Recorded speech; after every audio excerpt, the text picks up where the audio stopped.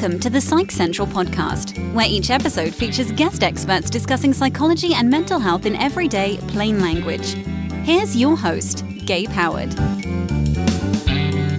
Welcome, everyone, to this week's episode of the Psych Central podcast. Calling into the show today, we have Dr. Margaret Rutherford, a clinical psychologist who has practiced for 26 years in Fayetteville, Arkansas. She's the author of a new book, Perfectly Hidden Depression: How to Break Free from the Perfectionism That Masks Your Depression. Margaret, welcome to the show.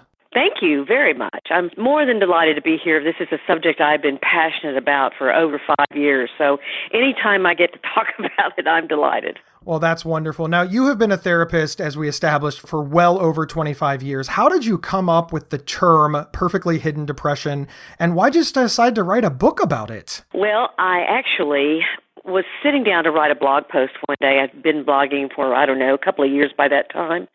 And I thought about several people that I had seen, and I just sort of thought, well, they perfectly hidden. They don't talk about their depression. They're not open about their depression. But if I say, gosh, could you be aware that there's something in the background that you'll tell me a bad story or a painful story and there's a smile on your face, but you're not crying about it. So there was this problem between someone talking about something traumatic and yet not having any kind of painful emotion that was connected with it. I know that a lot of times people think that depression is supposed to look a certain way. Whenever we see pictures of depression, it's always somebody with their hands on their head, or they're crying, or dark storm clouds. But that's not really the reality. There's a lot of people who suffer from depression that, upon visual inspection, look perfectly fine.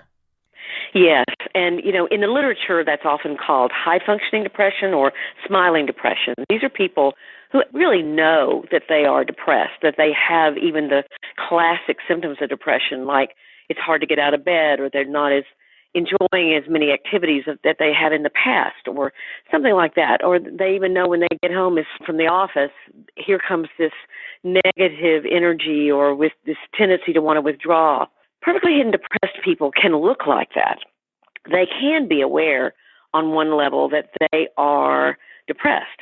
The difference is there's also a huge group of them that really don't actually know they're depressed. They have been hiding for so long. They have been pushing away trauma or painful emotions. Maybe they weren't even allowed to talk about pain when they were children. There are all kinds of situations that can foster a perfectly hidden depression. And so this process is so automatic that they're not really sure anymore. They know maybe their gut is telling them something's wrong. Maybe this little tiny voice inside of them says, this isn't right. You should be happier. You should be actually more fulfilled. But they try not to listen to that voice because, of course, their major focus is on looking like they have the perfect looking life. I know that when I was depressed, I thought that it was some sort of moral failing. And, my parents would say things to me like, well, what do you have to be upset about? Why aren't you happy? You have more than others. I grew up in the era where we heard about, starving children in other countries all the time when we didn't want to eat dinner. So there was just always this comparison. And that made me, as a young adult, believe, well, yeah, since I don't have a reason to be depressed, I must not be depressed. Is that what you're trying to highlight and discuss with, your work, your research, and your book? That's certainly one of the traits. There are 10 commonly shared traits of perfectly hidden depression, Gabe, and one of them is an emphasis on counting your blessings to the point where you don't even see that some blessings have vulnerabilities or problems attached to them. For example, I have a successful practice in Fayetteville, Arkansas. I'm very proud of that. I've worked hard for that. I'm very honored by that. But sometimes I get tired. And we all have, maybe you're a great beauty or you're wealthy and you wonder, gosh, are people attracted to me because I'm beautiful or because I'm wealthy? Let's say someone has 4 children and they love having a big family.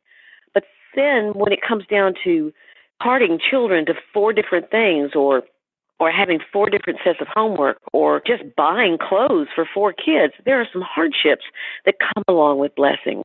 And when you are trying to, what you said was you were told as a child, you don't have anything to complain about. Then you were told, don't talk about vulnerability, don't talk about pain. It's unseemly. You're not being grateful. And I think that sets up this dynamic where you shame yourself for not being grateful enough. Perfectly hidden depressed people, even perfectionists in general, that perfectionism is often fueled by shame, where you have to do your very best, because if you don't, there are all kinds of shameful consequences for that, and you are completely self-critical, and not counting your blessings is one of those self-criticisms. Has research demonstrated a relationship between perfectionism and depression? Yes. Perfectionism actually started being written about. I don't want to go into too much history, but back in the 1930s, it began getting some attention as a psychological problem. And there are some researchers now that are actually finding some correlation, and a strong correlation, between perfectionism and suicide. When I was thinking about some of my own patients, thinking, okay, what are the threads that might define or identify these people? What are the things that they spend a lot of time thinking about or doing? And I came up with 10 of them. Some I've already mentioned, like being highly perfectionistic with a lot of shame, having an excessive sense of responsibility. These are people who have their hands up in the air all the time. They stay in their head. They tend to be very rational people. They detach from pain by being analytical. They worry a lot, and they need a lot of control over themselves and their environment. They intensely focus on tasks because what they do is how they feel valuable. This is the kind of person that if they go to a party and they're not given a role to do, they're very uncomfortable. They really don't know. So they'll start picking up plates. They'll assign themselves some role because that's where they're most comfortable. Again, I've said this already, they don't allow people into their own inner world, but they really sincerely focus on the well-being of others. They mean it. It's not made up. It's not fake. They discount personal hurt or sorrow, and they have hardly any self-compassion. They believe strongly in counting your blessings. We often talk about that. They actually may enjoy success professionally, in fact, but they don't know how to be emotionally intimate in their relationships. So their relationships are often very troubled. And the last one is something a little different. A lot of times these folks will show up in your office or just in life with a panic disorder or an eating disorder, an obsessive-compulsive disorder, or an addiction. And when you think about that, the thread of all those disorders is the fact that they're all about control.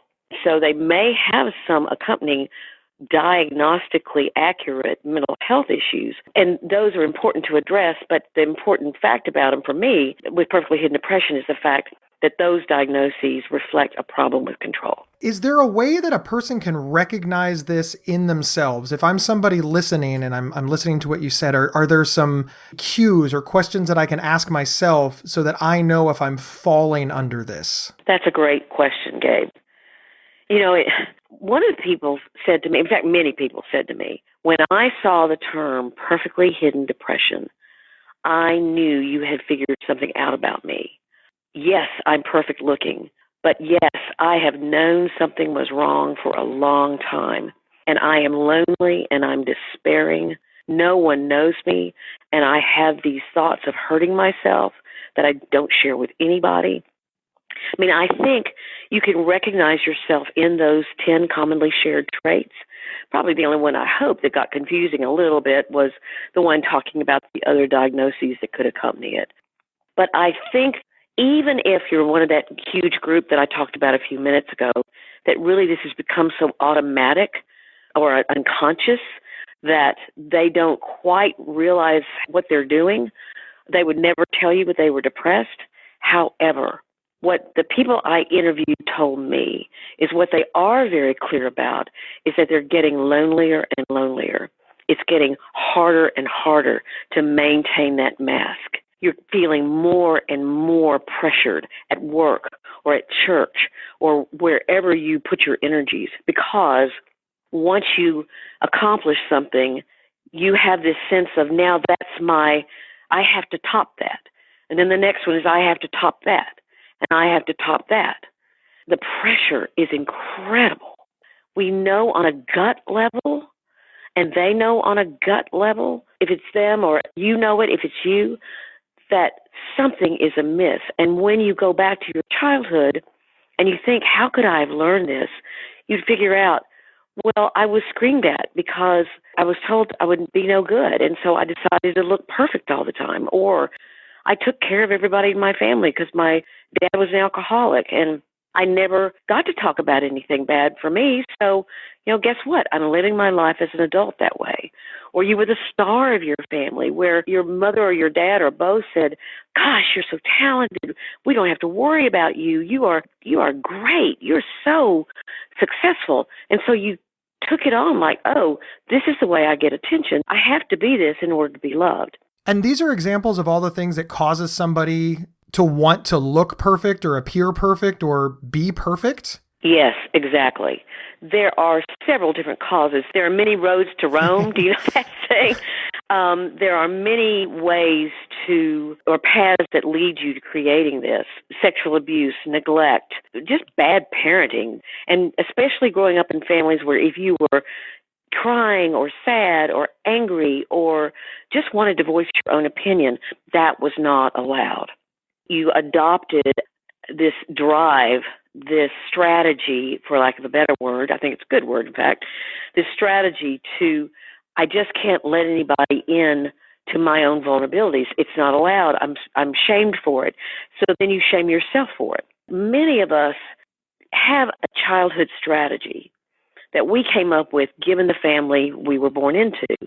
And that strategy helped us survive that family. Maybe you were smothered and you learned, I've got to sometimes be more independent because I will get smothered if I don't. We all have different ways we handled our parents' vulnerabilities. What happens as an adult is often that strategy is no longer working, but we're still using it. And so perfectionists may have learned in their childhoods that they needed to create a perfect-looking life in order to handle whatever was going on in the family. But then you come into your adult life, and looking perfect is something you're still doing, but it's gradually going to erode and sabotage your own joy and fulfillment in life. We'll be right back after this message from our sponsor.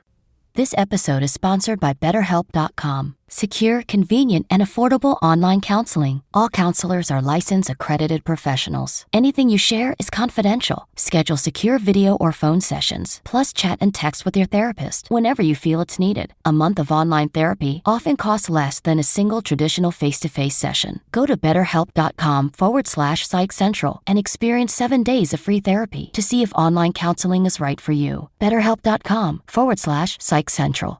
And we're back with Dr. Margaret Rutherford. So what can somebody do if they identify with perfectly hidden depression? Is there an end? Can they get better? What's the solution? I thought this book I was going to describe something. And I sent my book proposal in to all the publishing houses, and that's what it was. New Harbinger got back to me and said, no. If you want to describe it, fine. You need to do that. But you also need a treatment strategy. Wow. And so you put it out there. Oh, goodness. And so what I did was I came up with a model that I use with almost every patient. They don't have to be perfectionistic. It's a general model of what I do with therapy. And the model is you have to be conscious.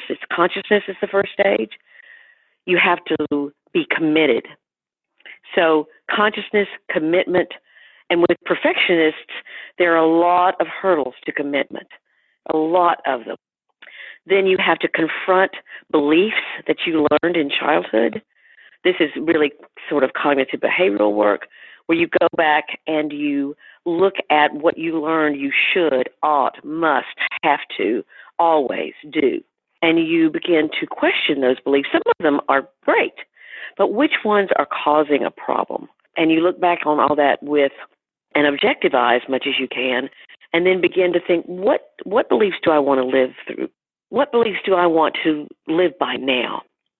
The fourth stage is connection, and this is one of the toughest for perfectionists because we're going to go back and do a trauma timeline about their childhoods. What that means is you go back at year 1, 2, 3, 7, 9, 11, whichever years you think are important, and you talk about the positive things that happened, but you also let yourself write down the painful things that happened. And as you do that, you want to go back with self-compassion. What would you do with anybody else? Now, of course, all of that is about really rediscovering or discovering a new way of being for you. The last part is the part that's about change, changing your behavior. If I've learned one thing, Gabe, as a therapist, I've learned you get a lot of insight. Insight's wonderful. Insight is great. Insight helps you see things. It helps put the puzzle pieces together. But where you get your hope is in behavior change. What's it like to act on these new beliefs? What's it like to confront something that's you're sabotaging yourself with? What's it like to feel emotions that you have suppressed for so long? It's probably pretty frightening, actually. And so you want to start putting those things into your own life and into your behavior, and that's where you're going to get your hope. I'm fascinated by this idea that something that individuals did not know was a problem is able to change their life in such a dramatic fashion.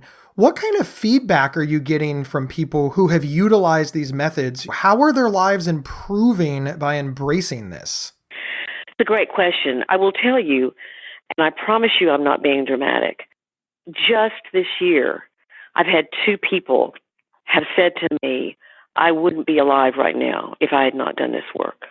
They actually were so miserable that they had those thoughts and they were so afraid they were going to act on them that's why they came into my practice. So I don't think that's true of everybody, but what I have heard is that, for example, young woman came into my office and she said, there's something about that term, perfectly hidden depression, that I'm drawn to, and I'm not sure why. Well, come to find out, there was a lot of trauma in her lifetime that she had never talked about with anybody. Didn't even see it as trauma. When I used the trauma, she started laughing, oh, that's not traumatic. And her father had hit her so violently when she was a young child that she had to have surgeries on her face. Oh, wow. She didn't consider that traumatic. So you're trying to wake people up to the idea that what they have considered, well, that was just my life, or again, they have discounted it, of what their reaction would be to someone else telling them that had happened in their lives. They would be horrified. And so you're inviting people to get in touch with feelings. Another example, and this is going to be about sexual abuse, so please listen carefully if you have any history of that, but a woman came in who had had a college sexual relationship, a boyfriend that she had been with him for years, and he'd been sexually abusive to her. When she first brought it up, she said, maybe this is important, maybe it's not, but, I should probably tell you about this relationship in college. Yeah. It was very important in the way she was living her present life. So often these people are just wanting you to confirm, was this trauma? Was this more difficult than I thought? It's obviously interesting to think about what we see as trauma in other people versus what we think about as traumatizing for ourselves. The examples that you used, I'm like, oh, well, yeah, that's absolutely traumatic. But maybe you don't recognize that in yourself. Is this what you're noticing? And could there be perfectly hidden trauma? Does all of this sort of go hand in hand? That's an interesting kind of thought, isn't it? Yes. I think we are in a culture often that tells us to buck up. Don't call it a problem. You're whining. Quit it. It's selfish to think about that. In fact, this is one of the funniest, not funny, but ironic examples. Years ago, I have 7 or 8 patients a day typically, and sometimes I run real tight between sessions. And one person had gone, and the other person who came in, I don't know, a minute after her, sat exactly where she had sat on the sofa. So she could feel the warmth, the body warmth from the sofa that was still holding that warmth from the other person. And she looked at me, and she said, all of a sudden I got this feeling that I bet that person's problems are a lot more important than mine. I feel silly being here. And I looked at her and I said, so you felt warmth on the sofa and somehow you jumped to the idea and the belief that you're not important. Why you're here isn't important. Help me understand that. It's amazing to me how many people have things that in their life that they have very courageously gotten through. And I admire their courage. I admire their resilience. It is when resilience is on steroids that I have the problem. Don't sweat the small stuff. Okay, fine, don't sweat the small stuff, but sweat the big stuff and call it big. Brené Brown, of course, has written incredibly and presented incredibly about shame and vulnerability. One of her tenets that you can only get to courage through vulnerability. She said a man stood up in the audience because people were kind of going, yeah, well, maybe, but courage is courage. Courage is a lack of fear. And the soldier got up. He had 3 stints in Iraq. He'd been shot at. He'd seen people die. And he looked at her and said, you are so right. I was afraid over there, and I had to recognize that fear and that vulnerability before I could get to my courage. Rudy Giuliani said it after 9/11, and I'm not going to say it as eloquently as he did, but he said something like, I thought I knew the definition of courage before 9/11, and that was the absence of fear. I found out that I'm wrong, that courage is feeling your fear and going forward, recognizing vulnerability, admitting vulnerability, revealing vulnerability, and that way you can work your way toward true courage. Dr. Rutherford, I completely agree, and I've learned a lot, and we're, of course, getting to the end of our show. Obviously, we can find the book on Amazon. What is your website? I know that you write for PsychCentral.com, so obviously you can check out Dr. Margaret Rutherford there. Where can folks find you if they want to learn more? Sure. My website has the creative name of drmargaretrutherford.com. I love it. And I've been blogging there for 7 years. I do have a tag. If you click on the tag, it will take you to all my posts on perfectly hidden depression. I also have a podcast that I've been doing for 3 years now. It's called Self-Work with Dr. Margaret Rutherford. And that's on iTunes, on Stitcher, SoundCloud. It's now on Spotify and iHeartRadio. So I really love the podcast. I can go more in depth with topics on the podcast than I can through blog posts. I can spend 20 to 25 minutes talking about something where, a blog post has 1,000 words. I've got a Facebook page. I'm on Instagram, Pinterest. It's all under Dr. Margaret Rutherford, or Pinterest is Dr./Margaret, I think. I would love to have your listeners join me. The book does come out November the 1st. I'm thrilled that New Harbinger is publishing it. It is a much better book because they were involved, because I've never written anything. I never thought I would write anything. And they have made it really, I think, very readable book. I include lots of stories of these people I interviewed, as well as my own patients, of course, anonymously. So I hope you'll join me there. Thank you so much, Dr. Rutherford. My final question before we hop on out of here is, did you have personal reasons for writing this book? Yes, I did. I wouldn't call myself ever perfectly hidden and depressed, but certainly my mother was. She ended taking anxiety medications in her 30s that developed into a prescription drug addiction and actually sabotaged a great deal of her life in the last decade or two of her life.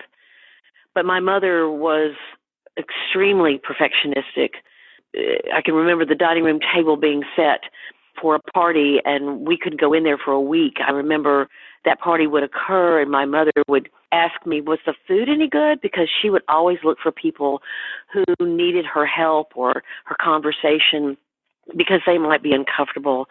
She got up at 4 o'clock in the morning so no one would see her without her makeup and her high heels and hose. That's maybe being Southern and being a 1950s housewife, but a lot of it was her perfectionism. So I saw how miserable it made her, and I also adopted a good deal of her perfectionistic standards until I became a therapist and I began working my own way through those and realizing that those were actually my mother's vulnerabilities speaking to me. And I no longer wanted to live my life like that. So people have said to me, your mother would be so proud of you for talking about yourself on the internet. And I said, no, my mother would think it was terrible. So I don't want people to live in that same prison that my mother lived in. And I hope that it will be helpful to those who want to get out.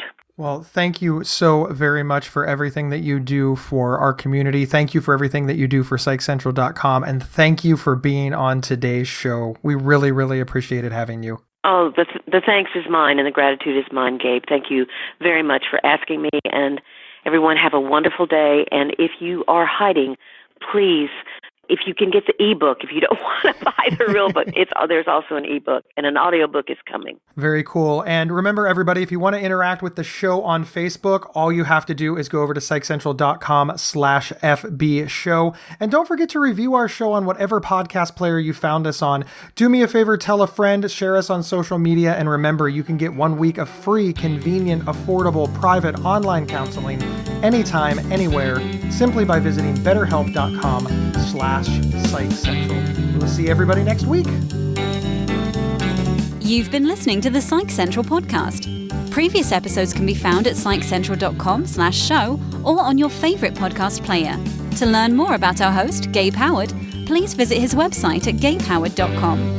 PsychCentral.com is the internet's oldest and largest independent mental health website run by mental health professionals.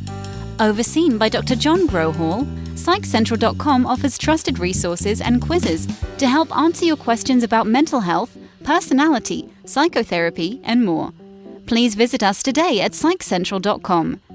If you have feedback about the show, please email show@psychcentral.com. Thank you for listening, and please share widely.